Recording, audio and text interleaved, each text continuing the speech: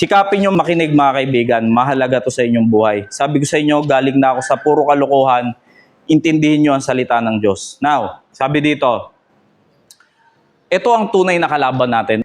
For we wrestle not against flesh and blood, but against principalities, against powers, against the ruler of darkness of this world. Nakita nyo po? Against spiritual wickedness in high places. Yan po ay mga dyablo. Naniniwala ba kayo sa dyablo? Yes, meron talagang dyablo. Hindi tayo nakikibaka sa laman, sa dugo. Alam nyo kung kanino? Kundi sa dyablo. Ano pang sabi ng John 10:10? The thief cometh not, but to steal, to kill, and to destroy. Yan yung gusto ng dyablo sa inyong mga buhay. Nakawan kayo ng time nyo sa Diyos. Sirain kayo sa inyong mga pamilya. Magbisyo kayo para mawala kayo at lumayo kayo sa salita ng Diyos. Yan ang gusto ng dyablo. Ibig sabihin, yung utak mo. Yan na yun, papasok na yung stress, anxiety at depression hanggang sa time na mababaliw ka na lang o kaya magsisuicide ka na. Dahil hindi mo na naabot yung salita ng Diyos hindi ka na nakinig. Ibig sabihin, yan na yung naging wakas mo. Rejoice, O young man. Kayo mga kabataan, sige, magkasaya kayo, gawin nyo lahat ng gusto nyo. In the youth, habang ikaw ay nasa kabataan pa, sige, gawin mo yan. Let thy heart cheer thee in the days of the youth. Sige, gawin mo yung makakapagpasaya sa iyong puso. Gawin mo yung makakapagpaligaya sa iyo. And walk in the ways of thine heart. Lumakad ka ayon sa nais ng iyong puso. Gusto mo magbisyo? Sige, gawin mo. Gusto mo mambabae? Gusto mo magsugal? Gusto mo magdroga? Sige, gawin mo. Magpasaway ka sa magulang mo. Gawin mo, walang problema. Pero tignan nyo to. And in the sight of thine eyes, but know thou that for all the things God will bring thee into judgment.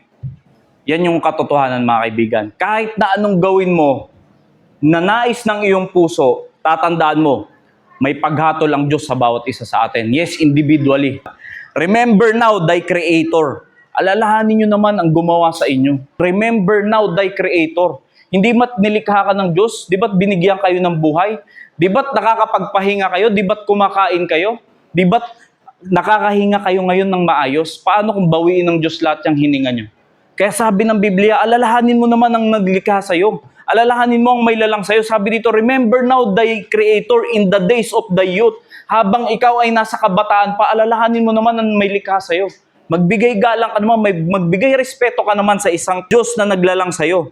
While the evil days come not, ibig sabihin habang wala ka pa doon sa sitwasyon na ikaw ay lubog na. Ibig sabihin na pariwara na yung buhay mo, puro kasamaan na yung ginagawa mo. Alalahanin mo bago pa dumating yan. Kasi pag dumating na yung time na yan, hindi ka sure kung makakawala ka pa dyan. Maraming drug addict hindi na nakawala.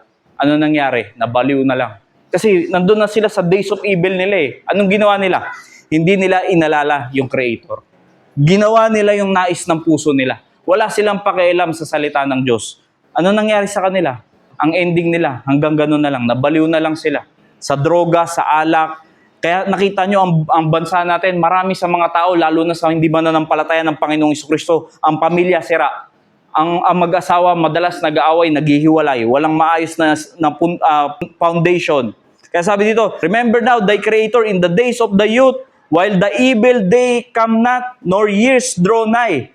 When thou shalt say, I have no pleasure in them. Bago pa dumating yung salita na wala akong pakialam sa Diyos. Bago pa dumating yan sa'yo, alalahanin mo na ang iyong Creator. Dahil hindi mo alam ang bukas. Hindi nyo alam kung bukas buhay pa kayong lahat. So bakit hindi natin alalahanin ang ating Diyos? Masarap pala magtiwala sa Diyos kaysa sa sarili mong kakayanan. Sa mga gusto lamang sumampalataya sa Panginoong Jesucristo, ngayon ang araw ng kaligtasan. Dakilang Diyos, ako po ay makasalanang tao.